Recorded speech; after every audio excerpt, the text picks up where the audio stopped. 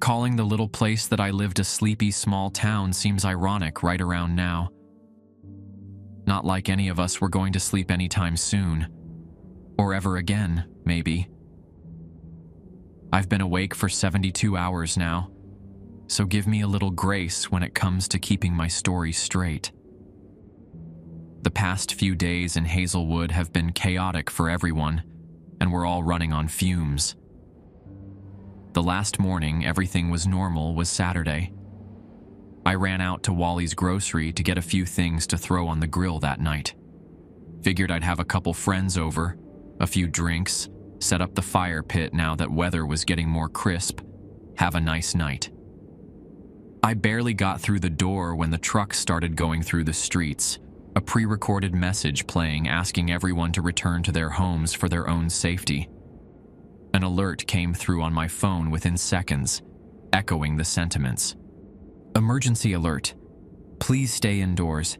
Intense meteorological events imminent in your area. For your own safety, please remain inside with windows and doors closed. Weird, but okay.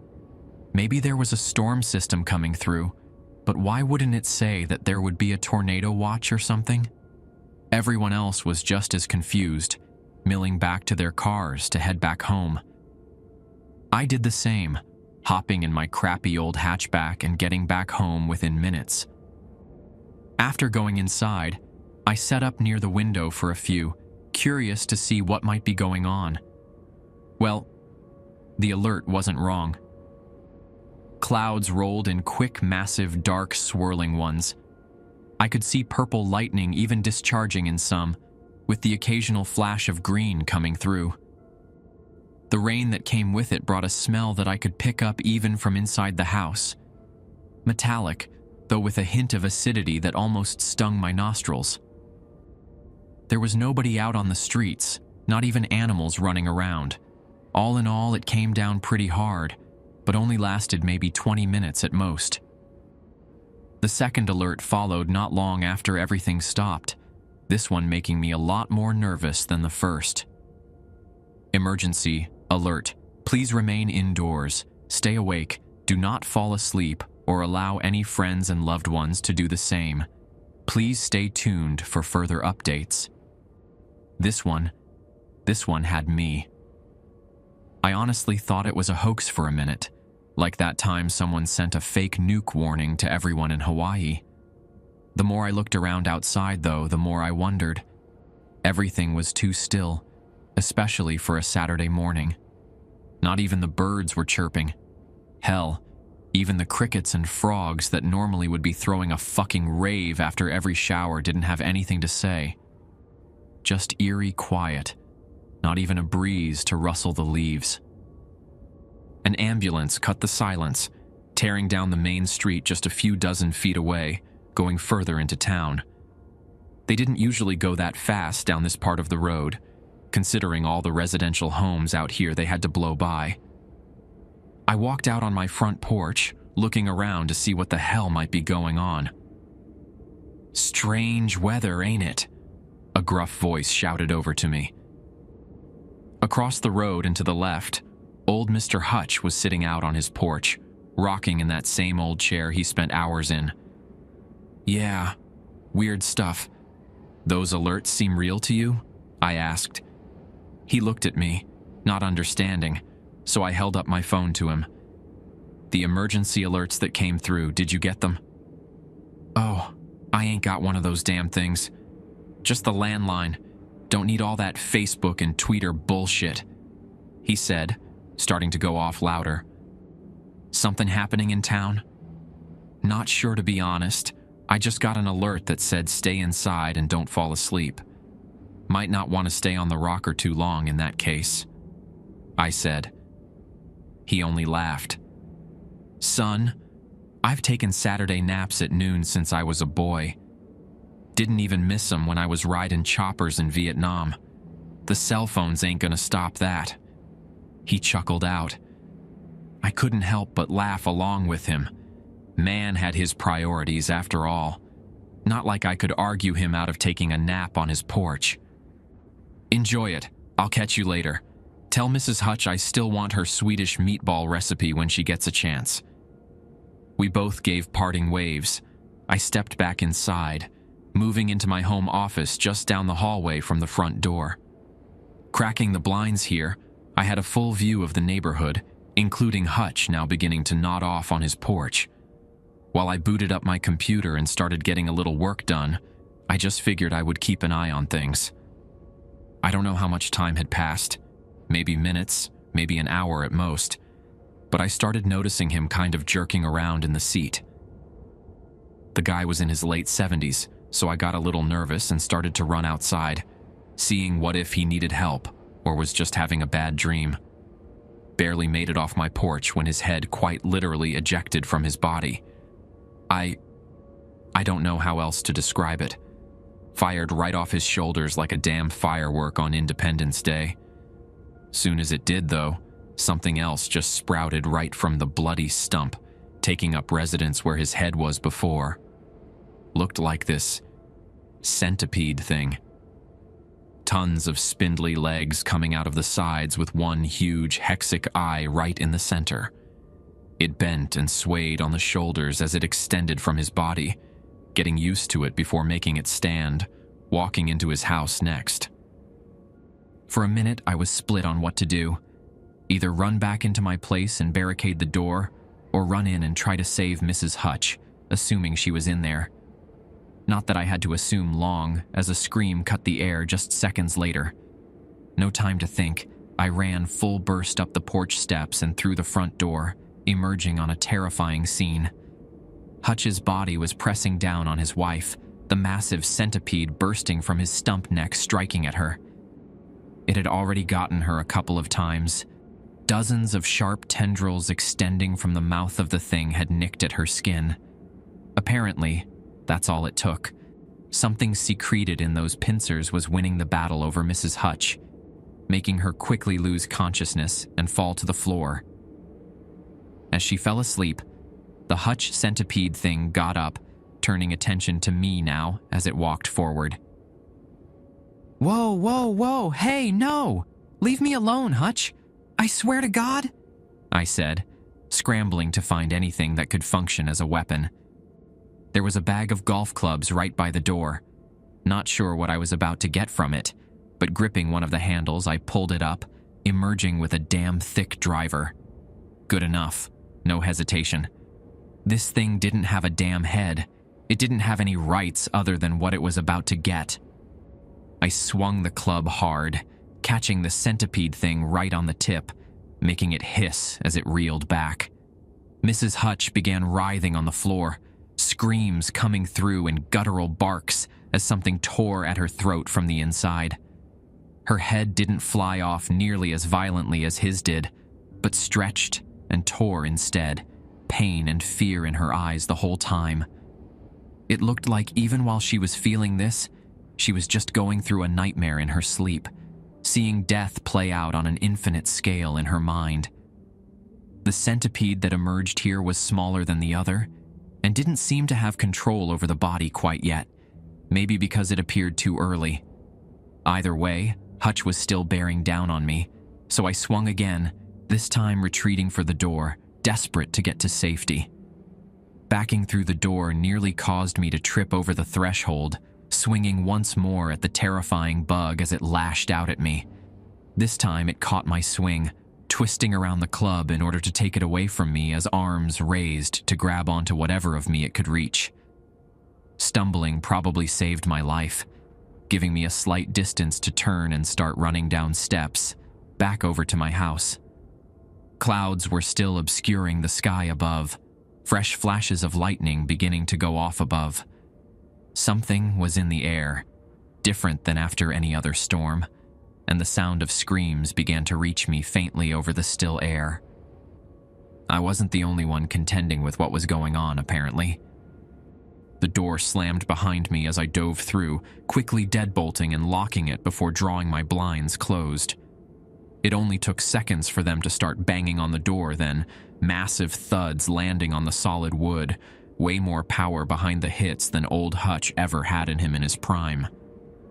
At this point, I'm not going to fuck around with whatever is happening.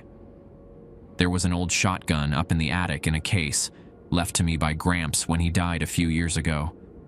Things should still work, and if I remembered right, there was some ammo on hand in the same case it came with. Don't think I would have ever taken it out of the case otherwise. Thankfully, I could still remember all the shooting lessons he gave me when I was a kid, gun nut as he was, and it all began to come back. It wasn't much, just a pump action. 7 shells left in the ammo box that was in the case. It would be enough. I racked it, making sure there wasn't already a shell in the chamber before beginning to load them in. The banging was still going at the door downstairs, but only one of them remained from the sound of it. It was cold up here in the attic, stale air and insulation the only thing other than old boxes to keep me company. For a few minutes I checked out, I think, taking in the weight of everything happening today. Hell, I needed a moment just to prepare myself. Centipede head or not, this was still my neighbor for the last 4 years. He and his wife had invited me into their home plenty of times, fed me some great dinners, and now it was like some fucked up Resident Evil game I was getting to live through. A skittering from the other side of the attic wall brought me back to the present. The thin wood and insulation was being pressed inward, something tapping along as it tried to find a way in from. The other side. Probably the worst fucking noise I've ever heard too, like dozens of roaches just skittering across a wooden board. My skin was crawling, hoisting the shotgun to my shoulder and aiming as the taps moved closer to the small vent in the wall, leading to outside. I could see the shadow over the slats before legs began poking through them, working to stretch what it could and fit through, desperate to get to me. It kept working at the slats for a moment before one finally gave in, weathered from years. This house was old, so not too much of a surprise, but as soon as it gave, that was the reinforcement the crawler needed, forcing its way further in and extending further through the vent, catching sight of me right as I pulled the trigger. It burst, guts and pieces of the shell flying everywhere while legs rained down.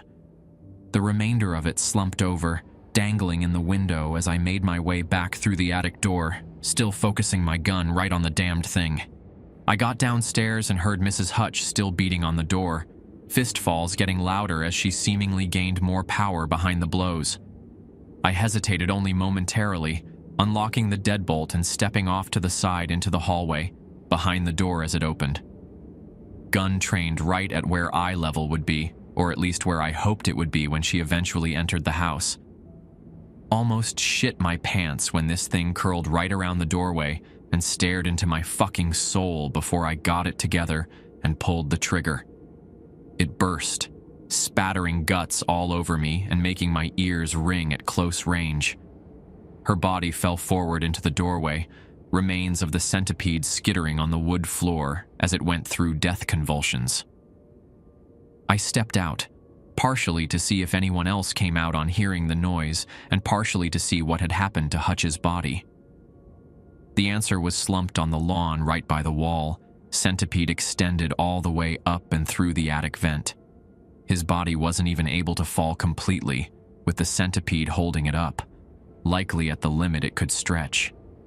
Legs ran the entire length of it, making me shiver just looking. Grabbing Mrs. Hutch's ankles, I pulled her back out onto the lawn, getting her out of the way so I could close the door and relock it. Without the worry of what the hell it might do to me, I was able to look closer at it now, seeing that the centipede I had thought it was is actually something much worse. Every segment of the thing was part of her spine, vertebrae growing over each other as it extended out of her stump neck. The end of it where the shotgun had blasted off looked like a frayed electrical wire, dozens of smaller strands of spinal cord unraveling, and at the top. I shivered, unsure of what the hell was going on, but knowing that it wasn't something I wanted any part of. The door slammed behind me. This time, though, I took a few other safety measures, pushing the recliner from the living room against the doorframe to block it. Tried calling EMS to see if there was anyone that would even pick up, but sirens were blaring through the still air, mixing with far-off screams as more of the town began to contend with what was happening.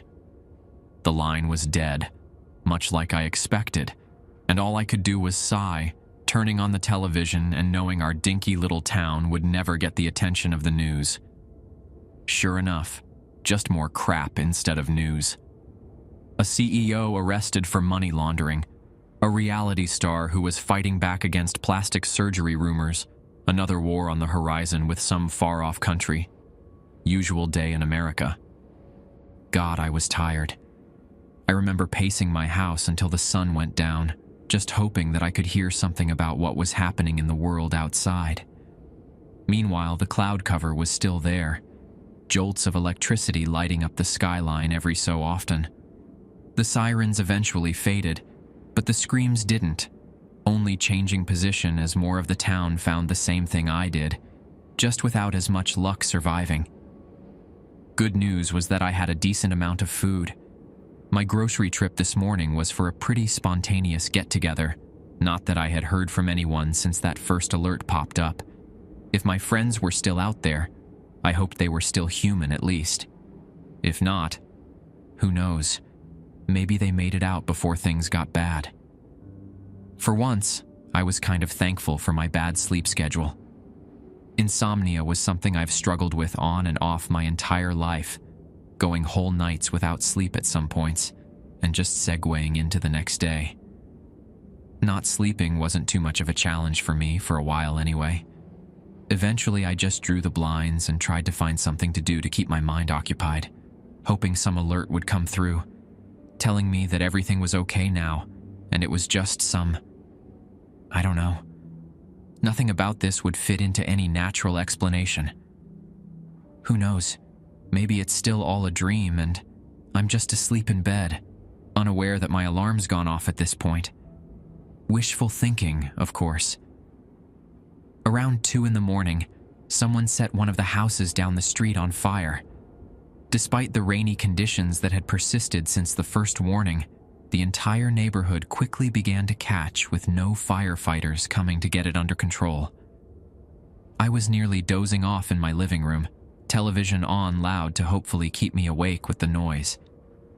Figured with where it was relative to the street outside, the sound wouldn't reach too terribly far, giving me some safety. I only realized the fire was going when I started to smell the smoke.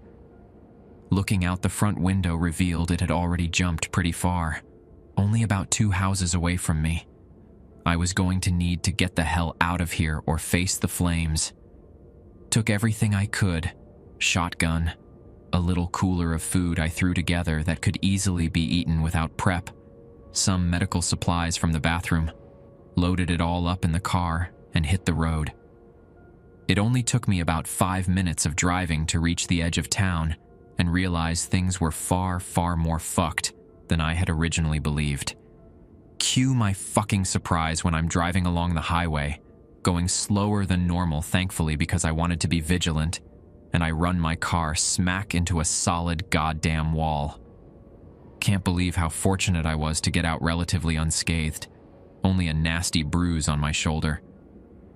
Getting out of the car though, I thought I had hit my head and gone to hell, because things just stopped making sense. The sky above was still sparking with electricity, blanketed by dark clouds against the night. It obscured the top of whatever wall was blocking my way, though I don't know if it was so much of a wall as a boundary. Not going to lie, I was feeling very Truman Show-esque. Or maybe Looney Tunes, considering how much of a weird fever dream this was. The barrier had the road and landscape around town perfectly laid over it. Not painted, I don't think, but kind of like a television. The clouds crackled with lightning in the distance, despite that distance not actually being there. Maybe it was just a really thick window. I honestly couldn't tell with the darkness and my aching body. Whatever the hell it was, there was no way for me to get through. No staircase with a door, no hatch leading through, not even a painted tunnel. My car in the meantime was, well, not great. The front end was accordioned to hell, folding all over itself. It's a miracle I was still alive. But honestly, the miracle made it feel more like I was trapped in this hell, damned never to escape. Time to find another plan. To say things have played out weird since then is an understatement. Know how when you're in a nightmare, everything that happens is the most illogical shitstorm of a sequence? Like sometimes you'll just arrive at your next destination. Something will appear out of nowhere. Nothing is off limits, and anything could happen without the slightest hint of justification. That's how reality is moving right now. Genuinely. I don't know how the fuck I got where I am now. I'm holed up at Wally's all the way on the other side of the town. My car is nowhere to be found. The shotgun is fucking gone, and I'm sitting in the cheese aisle, pile driving through a deli tray like it's the last meal I've ever have. It was like I was sleepwalking the entire time from when I noticed the barrier to now, sitting here stuffing my face.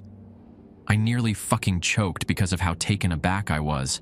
Reminded me of smoking some bad shit back in my college days and finishing off a fifth of cheap vodka, total blackout. My watch said it was around 2 in the afternoon on Monday now. Hours lost, no idea where. Suddenly someone came around the corner into my aisle, making me stand and get ready to run.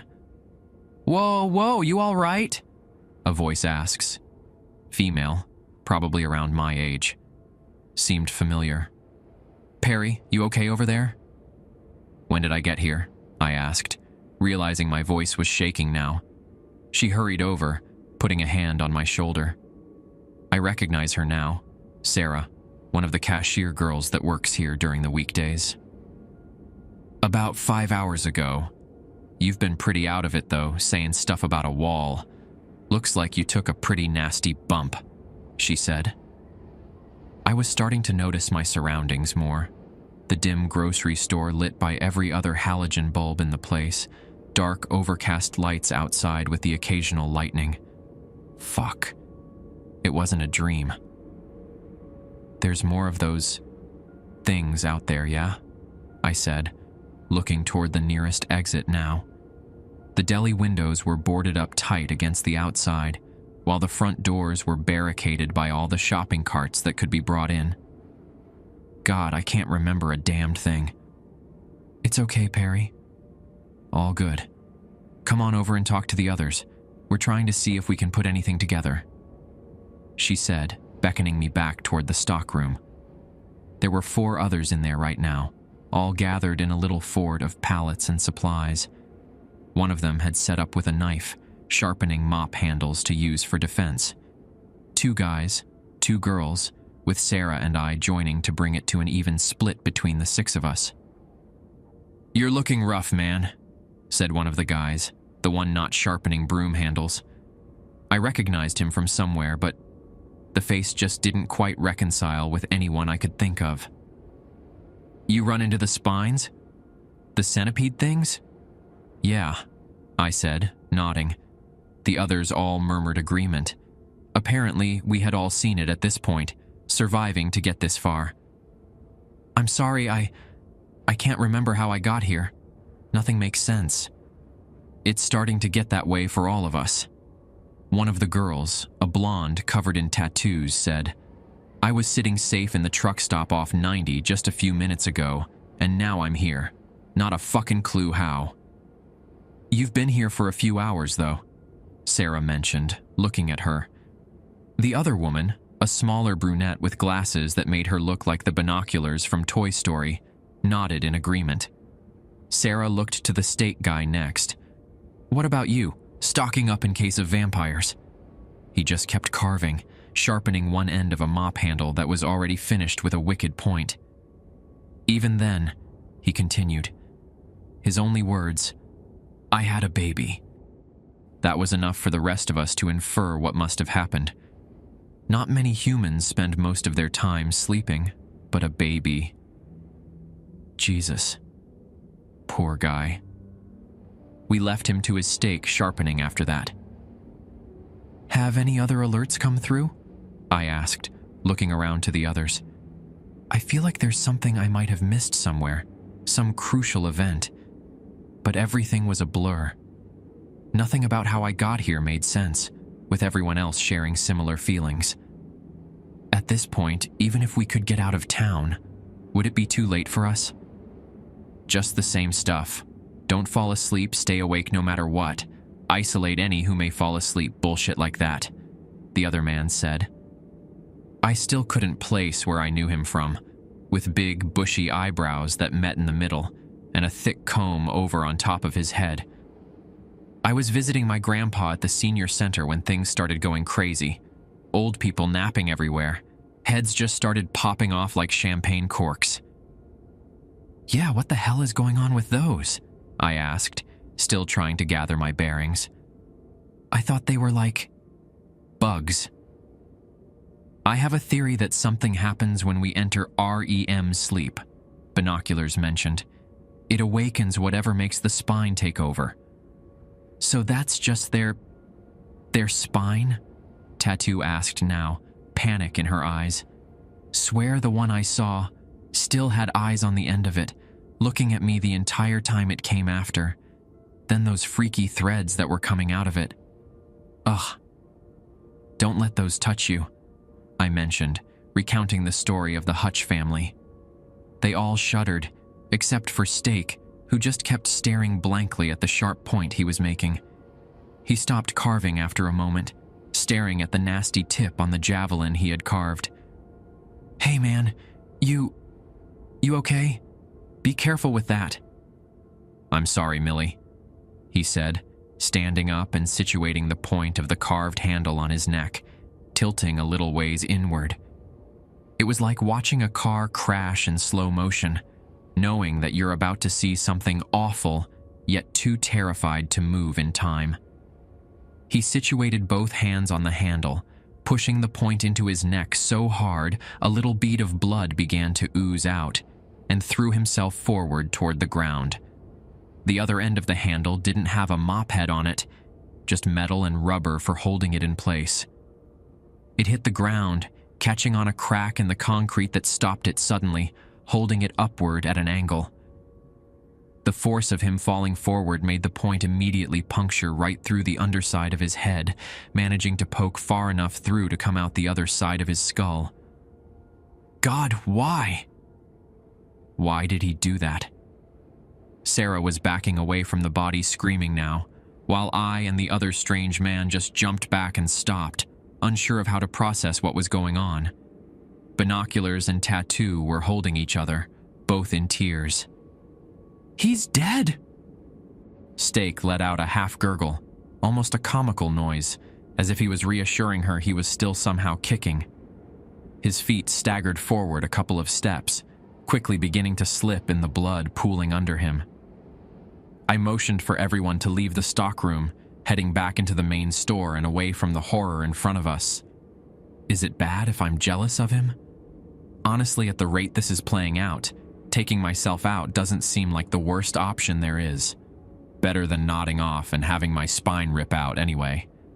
Exhaustion began setting in harder around then, with my irritability immediately beginning to turn up as my tiredness mounted. Tattoo and Binoculars were still crying. Strange Face wandered off to do his own thing, though I'm not sure what that involved. Sarah was near catatonic at this point, staring off into blank space behind her register, standing at attention like she was waiting for items to come down the line. The crying began to get on my nerves, sending me elsewhere to try and find something else to keep my mind busy. It started to get darker outside, lightning still popping through the clouds on occasion, when I found a small pocket radio on one of the shelves in the back. I swear, as I was walking around back there, Steak was following my every move, though. At some point, I'm pretty sure I saw him swivel around on his pole, trying to get a better look at what I was doing. When I checked him, though, he had no pulse, eyes glazed over in death. Nonetheless, the feeling persisted. It took me a minute to find batteries for the radio, but turning it on got me nothing. Just static on every station, blaring out with the same dull drone.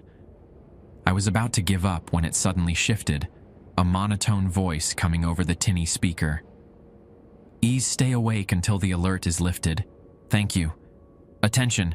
Collective personnel are on site to assess the situation. If you have found yourself in a Class 4 night terror, please do not be alarmed. Stay where you are. Find the nearest weapon. Defend yourself. Please stay awake until the alert is lifted. Thank you. I cut it off after the second one, shaking my head. My eyes were beginning to burn from the lack of sleep, drying out something terrible. I pushed the radio aside, not turning it off completely, but zoning out into a daydream for a moment. Attention. Collective personnel are on site to assess the situation. If you have found yourself in a Class 4 night terror, please do not be alarmed. Stay where you are. Find the nearest weapon. Kill yourself. My blood ran cold hearing the new deviation on the instructions. A scream finished freezing it over at glacial temperatures only seconds later. From near the registers, a woman's scream, but also, oh fuck, the skittering, click-clack sound of the spines moving. Someone fell asleep. Tattoo was the one. Her head was grotesquely stuck in the rafters of the grocery store, empty eye sockets staring down at us as our problems unfolded below. It was a macabre audience, but the spine bursting forth from her neck began to spew threads almost too thin for the eye to see. Little nerves spread through the air, feeling for anything near that they could latch onto. The spine just kept rising out of her, making me half expect to see her body collapse without it to hold everything to a center. The nerves grabbed onto binoculars and Sarah, bringing the two women in closer as they got hold. Whatever it used to knock them out was effective, though, because almost immediately it looked like they fell asleep. Within moments, their heads began to tear off, spines elongating out of the stumps to further stretch their necks until they disconnected with loud pops. The white bone was covered in blood and viscera, with the vertebrae clacking together, appearing as spindly legs as parts of bone stretched and elongated. The strange man came walking out of the aisles nearby now, hands outstretched in reverence to the three turned women in front of him. He began to walk in closer, uncaring of the nerves reaching through the quickly unraveling spines. Their fibers twisted and fanned out around them, floating ever so close to him without touching, as he seemed to dance in between them. Yes, embrace your exhaustion. Delicious, he said, doing one of the grossest things I've ever seen in my life. Just licking the viscera off the contracting spines as they wriggled, taking in their taste and relishing it. I just ran. Didn't stop. I burst through the back door of the market and just kept on running. Suddenly, I'm on the main street in town, small buildings on every side. It's deserted, quiet, with nobody else out there but me. The thunder rumbles overhead as more purple and green lightning crack through the clouds. A burst of static comes through the radio in my right hand. I didn't even realize I had grabbed it. The same warning was playing, now with the kill yourself addendum running every time. Checking my watch revealed that I had lost another day and a half somewhere along the way. Where? Who the fuck knows? I just arrived here, I guess. Don't even remember where I was trying to go in the first place. A strap digs into my neck as I turn around, looking to see if there's any place to find safety. The shotgun?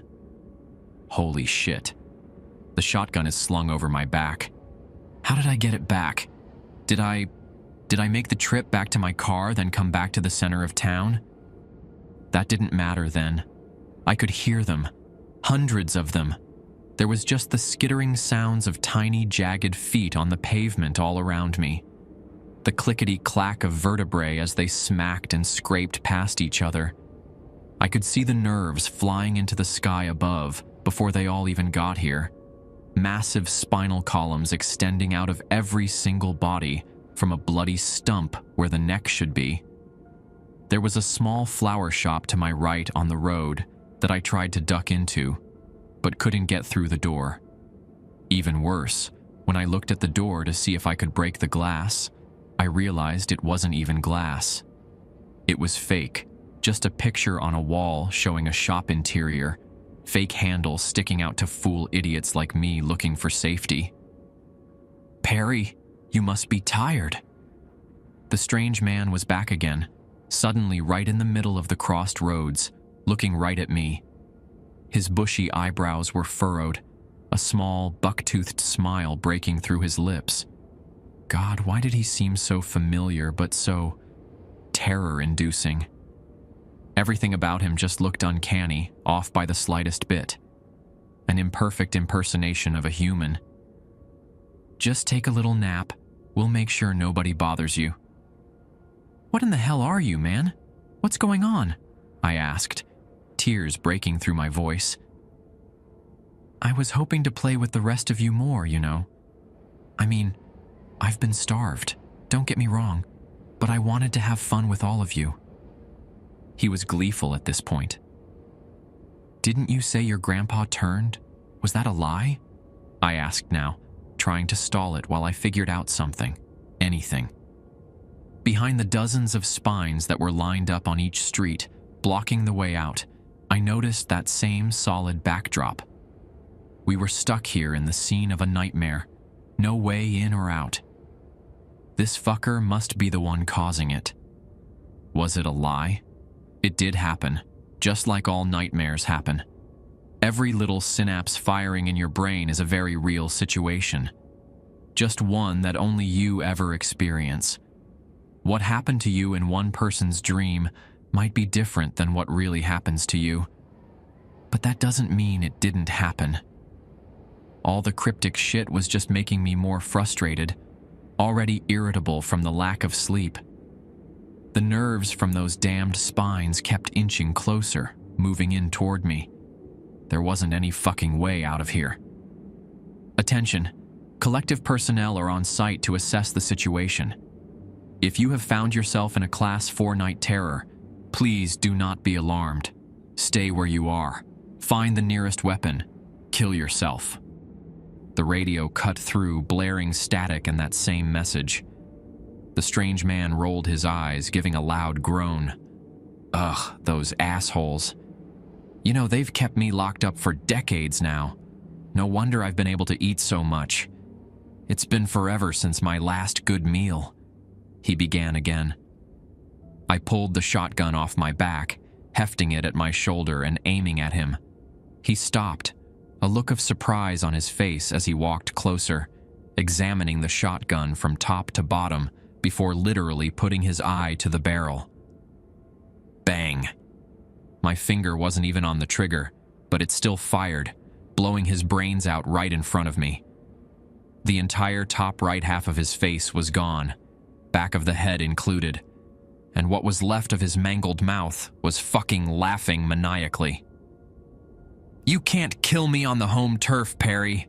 Come on, be a good sport," he shouted as I fell back in fear, tasting the brain matter that had splattered upon the gun going off. It was everywhere, all over me, all over the street. There was too much of it to even make sense of from the wound. Too much for the short time it had been open, and no head would have that many brains in it, right? They began piling on the street, blood pooling and running off into a sewer drain at the corner. Nerves kept coming closer, feeling their way toward me as the strange man laughed once more. "If you're hearing this, please, kill yourself before it's too late." The static burst through to another voice, less monotone and more human now. His look went from amused to pissed off. "Come on, don't ruin more of my fun," he said, laughing once more as he made a finger gun at the radio, going pew and blasting it to smithereens. Those stuffy old fucks don't know what they're talking about anyway. "Come on, Perry. You're the last one still here. Last one standing, buddy. You survived this far. What are you gonna do now?" The city around me faded away, and I was suddenly in the middle of a raucous theme park, people bustling around in every direction. The strange man appeared, wearing mascot ears and eating a comically large cotton candy. "Gonna go to Disney? Have yourself a magical time?" he said.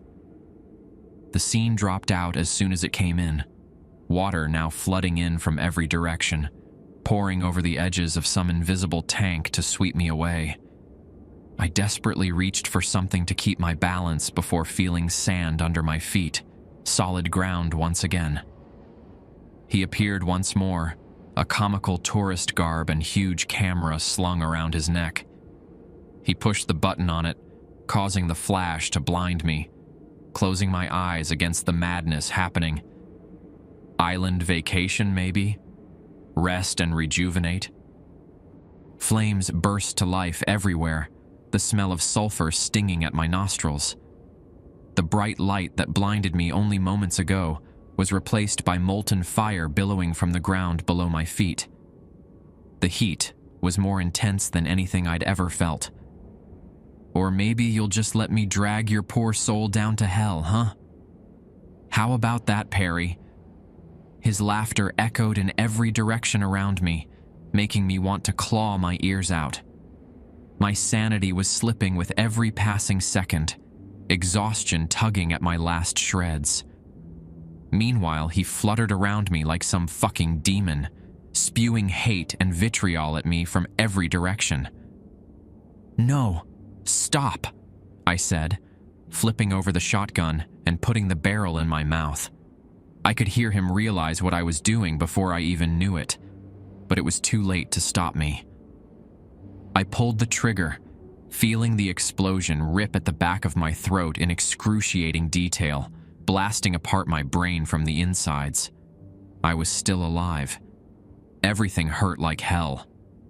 My entire skull felt hot, and my eardrums were definitely ruptured, but I was still alive. "You idiot!" I could hear him, faintly through the dull throbbing of blood in my ears. I tried to talk back, but felt my jaw just fall, unsupported by the shredded muscles in my face. Did I fuck up that bad? "You aimed too low. Give me that." He went to snatch the shotgun away from me before I could try again, but I was dedicated, determined even.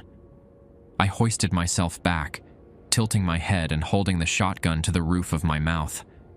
It probably looked like I was trying to play a damned shotgun saxophone, the way I was moving, but I needed the momentum.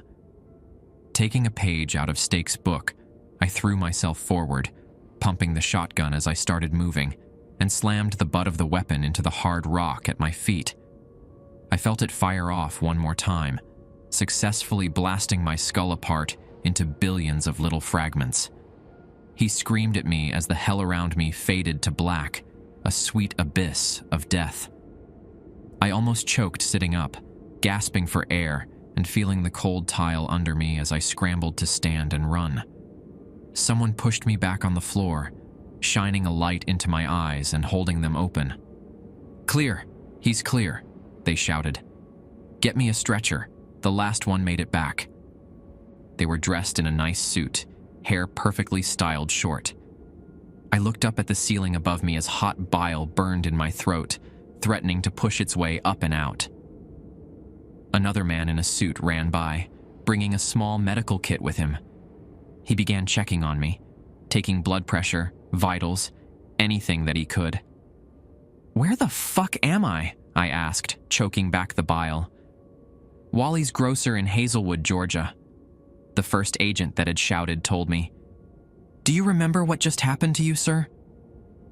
"How did I get back here?" I asked, still unsure of if I was going by the weird nightmare logic or actually got here in a real way. "You've been here a few days, sir. Tell me, did you see this person during your ordeal?" He held up a rough sketch, showing a man with bushy eyebrows, thick comb-over, and buck-toothed smile. The strange man who was pulling all the strings. All I could do was nod, still holding bile back. God, I was starving. "A few days?" The agent took my confirmation, beginning to talk into a monitor. "We have confirmation of a nocturne in the area. Please begin cleanse protocol," they said, getting an affirmative over the radio. The medical guy started to help me up, guiding me toward the door of the grocery store. We stepped out into bright sunlight, almost blinding me as I tried to adjust to it. When I finally did, the sight that met me was something that made me almost shut back down.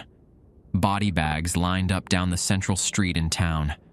Some fine, others with long, thick spinal cords with vertebrae stretched into small legs curling at the edge. No room to zip the bag around them. Oh my God. I fainted then and there, losing consciousness again. The next thing I knew, I woke up in a hospital room, unsure of what was going on. The people who brought me here have been in and out, asking me every damned question imaginable, cross-referencing others that had talked to me and doing an entire investigation. From what one told me, this was a contained event, though most of Hazelwood was, well, dead.